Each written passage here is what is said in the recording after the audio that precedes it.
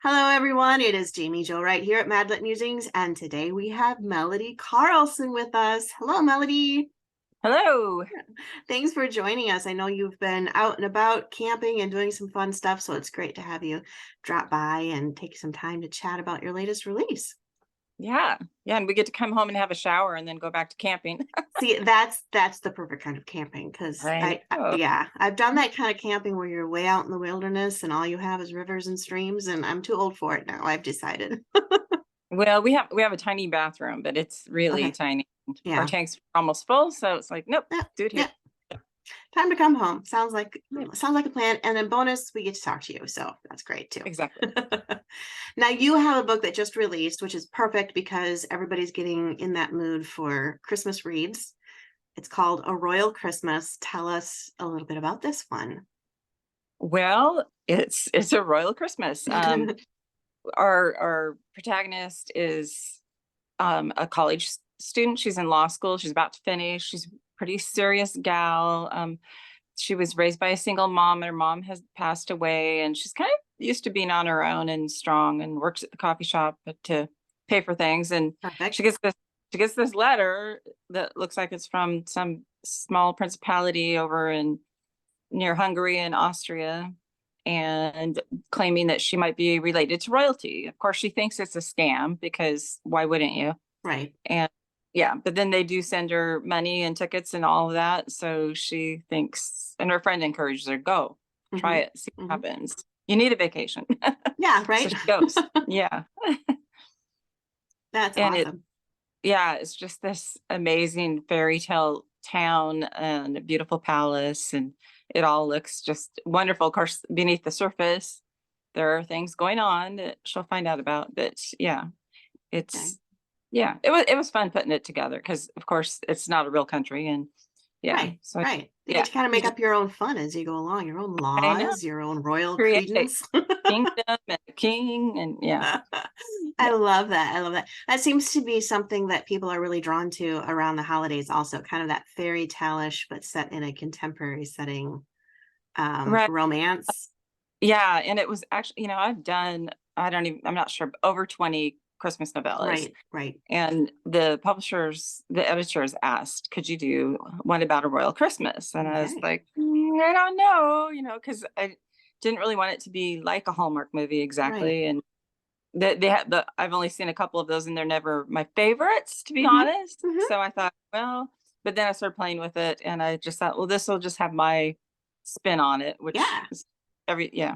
So, Yeah. and it was fun. It was actually That's good. fun. That's good. Yeah. So if somebody were to ask you how is your book different from like more of the Hallmark Royal Christmases, do you know how to describe it or is that That's tough? a good question. Okay, well, probably there's maybe a few more elements in it because Okay. here I don't mean I'm not judging Hallmark No, at all, no, not at but all. We love Hallmark. yes, I know, but it has maybe, well, I know for a fact because I've done a Hallmark movie that it has a little more edginess than they like to have it. They don't of course everything's changed, but it Right. used to be they didn't like death or divorce or just certain things, Mm-hmm. and so I probably broke those rules. Mm. But because and her mother, you find out quite soon, that she was an unwed mother. That probably doesn't fly too well for them Probably not. either. Mm-hmm. Mm-hmm. And but there are reasons behind it. Okay. And yeah, but poor Adelaide, our main gal, she doesn't really know because her mother was very private about it. And the reason her mother was private was because she was related to royalty. Well, I don't know if her mother really knew she was. No, her mother did know. I'm sorry. It's like I wrote this book a while back, It's okay. No problem. That but happens. They run but together. I know. So she's trying to protect and save her little girl because she probably kind of has a fear that, the kingdom might come trying to snatch her back, Mm-hmm. and that's kind of like all she has. And then yeah, and like I said, the mother dies a few years before the book is set. So yeah. Okay. And then when she gets there to the kingdom, there's something going on. There's a mystery going on, Mm. and I don't know if that's typically in a Hallmark royal movie, but Right. yeah, the Yeah. queen isn't real nice. The king is possibly dying. There's a missing uncle who would be heir to the throne, which is the reason that they got desperate to contact Adelaide, because then she would be the next heir to the throne. Ah, And okay. yeah, so, and they found her through a DNA search, and of course, Right. and she had registered because she was curious about what her roots were after her Yeah. mom passed away, Hmm. which put her in the thick of things. And Right. yeah, Right. Isn't it interesting as writers now what we have to try and work around to build mysteries? Because like what, 15 years ago, we wouldn't have had to try to answer the yeah, question, well, what about DNA? They would have figured it out and your story's blown.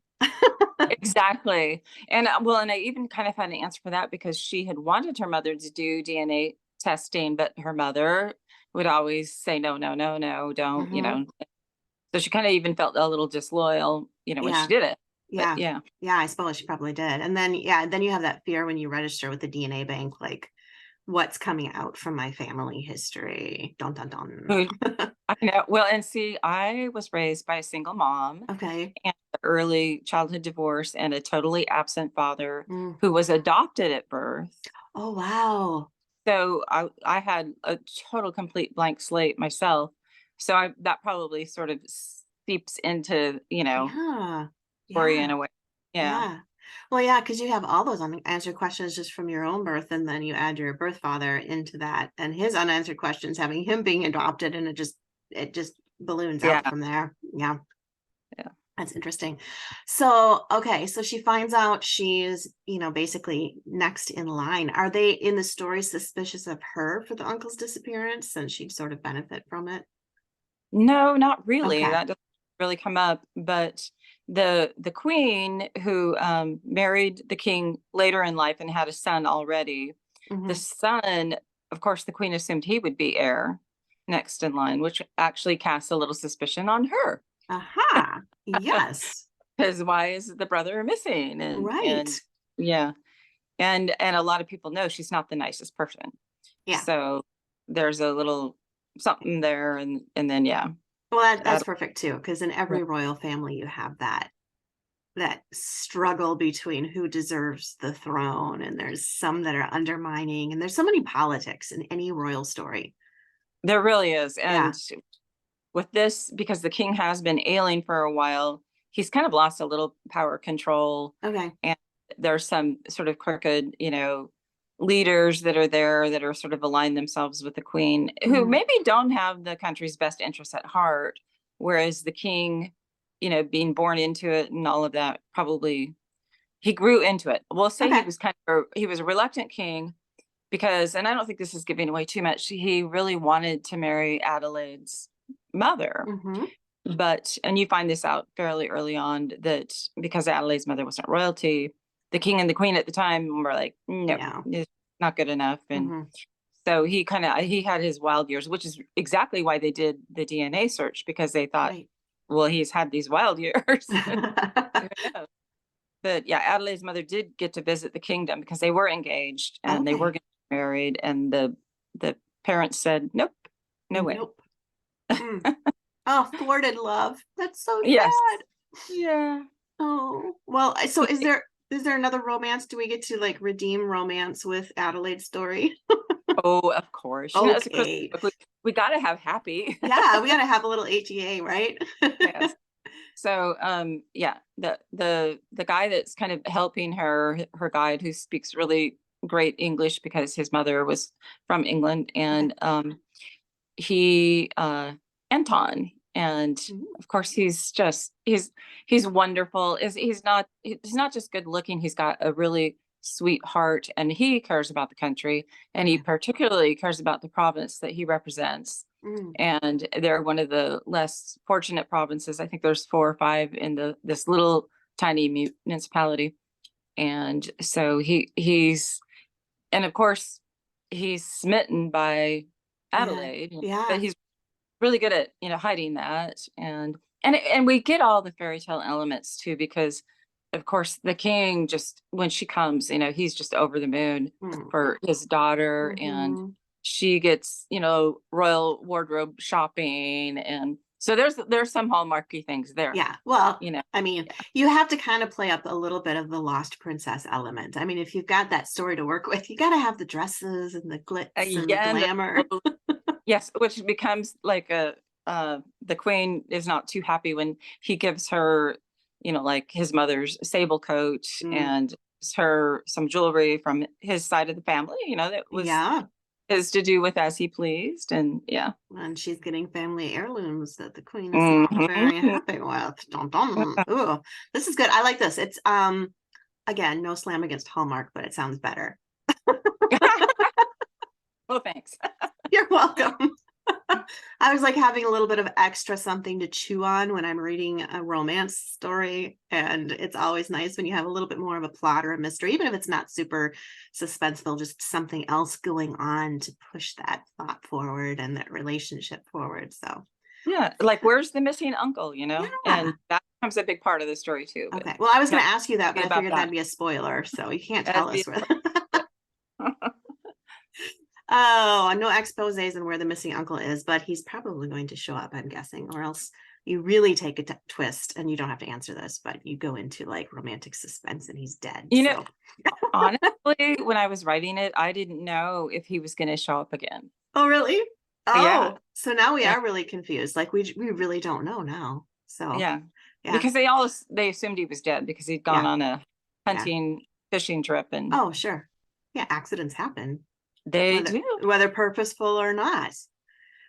Yep. Oh, now I'm really intrigued. This is good. I love it when authors say that they weren't sure what was going to happen because then you know that there's really an element of surprise in the story because if an author's surprised, Yep. then you know the reader will be too. So that's awesome. Okay, so what do you think it is about like Christmas stories? Why do people gravitate to so many Christmas stories? Like Hallmark starts showing theirs in October. And I had never noticed it except this year, which is probably me just not paying attention. But I didn't realize that the majority of Christmas book releases start like September. Yeah, it didn't used to be that way. I mean, Okay. I think they realized that that fall market was good for it. And, Hallmark starts showing Christmas movies in July. I know they do the whole Yep. month, like Christmas in July thing, don't Yeah. they? And that's Yeah. just a twist on summer. Yeah. But I think, it's like we want to feel good at the holiday time, and Yeah. a little Christmas story kind of puts us in that sort of a place. And, Mm-hmm. when I did my first one, really it was like, oh, it was probably 23 years ago. I can't remember how long ago it Okay. was. It was about 2000. Yeah. But there weren't hardly any on the market. In fact, the publisher was a little bit like, how do we position this? When do we release this? Interesting. Yeah, and so it was kind of tricky, and it was one of those could be one and done deal Mm-hmm. thing, Mm-hmm. but it's like the people got it, and so then it's like, okay, let's do another one, Yeah, it and started becoming a all these, thing. Yeah. yeah, but and it became more and more thing. Now that the market is really crowded, Right. which is interesting, but there people are eating them up, so I guess that's a good thing. Yeah, yeah. Well, I mean, I've worked with people in the past who literally keep their Christmas decorations up year round. Like that's just their thing. And I'm like, oh my, but hey, they like Yeah. it. That's okay. Yep. Yep. That's funny. Were you one of the first Christian authors then to start writing Christmas stories within the industry? I might have been. I I might was have gonna been the first. say, I yeah. Well, because I remember it was almost like market confusion. Like, what do we do with this? And Right. where to put it, and yeah, Yeah, yeah. And how do you market it when you don't know where to put it and there's not really a place on the shelf for Christmas yeah. When do you read fiction? it? And yeah, Right, right, exactly. And it'd be interesting to remember. I don't know if you do when they released your first one, because I think if it was new to me as a publisher, I'd be like, oh, well, we'll release it at Christmas. yeah, yeah. And it was, I think it was sort of close. Yeah, it was probably November or something. Okay. I can't Yeah, remember. It just felt like they kept getting earlier, and then it was yeah, October. yeah. The last, I don't know how many years it's been September, which Mm-hmm. catches me by surprise, but Right, right. they're out there. I know. I wonder if they'll start a whole new trend soon in the industry, the Christmas in July trend, where they start releasing Christmas novels or novellas in April so that we have something in July so that we can release them in September. So we have something in December. Just read them year round. It's There you okay. go. There you Yeah. go. I love it. I love it. Now, just for readers who are listening, you do write other books too. You're not just a Christmas author. So we should probably highlight some of that. Yeah, I was gonna say, yeah. Well, yeah. Over the years, I quit counting when I hit 250. Oh my. Yeah. So yeah, Yeah. but but as I get older, as we do, I am only doing about, I think it's about 3 books a year now, Okay. That's still and the a other, lot. yeah, and then I actually put some screenplays in there too. Oh, that's Although, yeah, I haven't done one. I don't think I've done one this. No, I did do one this year. Never mind. okay. But anyway, the the next one that I'm about to start will be a spring of 2025 book, and Okay. I have spring of 2024. I've had kind of the spring summer Hmm. novel for the last few years, and it's a bigger book. Yeah. And Yeah. Okay. That's great. And that genre that you typically write in when it's not Christmas is that well, a I mean, mixture? I keep getting pegged as like romance, but I'm not really, because No. they're typical like that. So they're sort of contemporary, but then I like the last few years they haven't been real serious because Okay. I've been wanting to be a little more lighthearted in my Hmm. own life Hmm. too.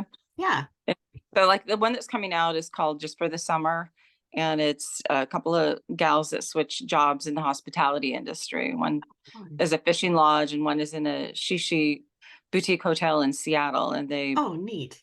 trade places, and it of course gets interesting. And of course there's a little romance too. Yeah. Yeah. Yeah. So it's kind of Just that fun, almost like, yeah, it's not really women's fiction either because it's not super dark, I don't want to say mhm. depressing, but it's not tackling heavy issues. It's more like that lighthearted, heartwarming women's read. Yeah, what do you call that? And heartwarming women's Yeah, read. there you go. There we Yeah, go. and like the one I'm going to start is gonna have like a slice of life of my life in it. Okay. So it's gonna tackle sort of a hard issue, but in a lighthearted way. Yeah. Yeah. That's good. We need more books like that out there. I think people are getting, as talk, because I'm the author of Dark, but I mean, we need like lighter stories to, Well, I used to be the author of Dark. I mean, yeah. like the Queen of Darkness, and I actually did one book that was called something beyond the shadow. I don't remember It's okay. darkness, Yeah. and like my family members couldn't even read it. They were like, "This is just too dark." Oh, funny. I'll have to look Yeah. that one up. That sounds like it's right I, up my alley. well, it's about OCD. I did a lot of That's okay. mental health issues and Hmm. drugs and Hmm. alcohol and just all of those kinds of things. So Yeah. yeah, Yeah. murder Well, and and yeah. And it shows that, I mean, that type of, there's different types of fiction that are needed for yeah. people at different places in their life and at different points of what they're ready and needing to read. So I love that you kind of have hit a lot of it yourself. I think I just got worn out on it though Yeah. personally, and Hmm. I just needed to do some happy books. And it was Yeah. probably well, it was before COVID. Oh, it was like when we hit our last sort of recession. Uh, I I think we need to cheer up a little bit, yeah. and Yeah. so yeah. That's good. And so now we get to go to a kingdom with red and green and tinsel and sparkles and a missing Yeah. uncle and an evil queen and And a all the little great elements. Yeah, yeah. a little bit of romance. That sounds great. It sounds great. All right. Well, if readers want to find out about you and your 250 plus books, so there's quite a backlist if they love your writing that they can be reading you for quite a long time. Quite a while. That would be great because I love authors like that because you could just live in their world. So, how do they find out more about you? Well, my website, which always needs updating, is just melodycarlson.com. Okay, And I'm on Facebook, which I have an author page that I try to dump things onto once. I'm not really right. great at social networking. It's okay. And I also invite people to email me, and they do. And I get to Yeah. my email about every other month, maybe. Yeah. But it's just Melody Carlson Books at Gmail. Awesome. And I love hearing from readers. But Yeah. yeah, that if you just Google, you'll find a You'll big find list. her. She's got 250 plus books, so she's out there, people. There's a lot Just of books. Google. Yeah. And a couple of movies and some more Yes. coming. So Yes. yeah. Awesome. That's exciting. That's so exciting. Well, I appreciate you taking time out of camping to be on. the podcast And get a shower. and get a shower. That's always a Yeah. plus. And then I appreciate the fact that you're putting out good Christmas fiction for people, so that we have something to read when the TV goes off and we're sitting by the crackling fire. Yeah, how nice. I know. Now I Little, want to do little that. candle burning, little Hmm. cocoa or something. Yep. Cinnamon in the air. I love doing that with my essential oils. Like they have Yeah. nothing to do with health and everything to do with smell. It's like, ooh, cloves. Well, and I think smell has a lot to do with health too. Probably Why does. I need a shower. All right. Well, we will let you go. And I really appreciate you being here today. Thank you so much. Thank you.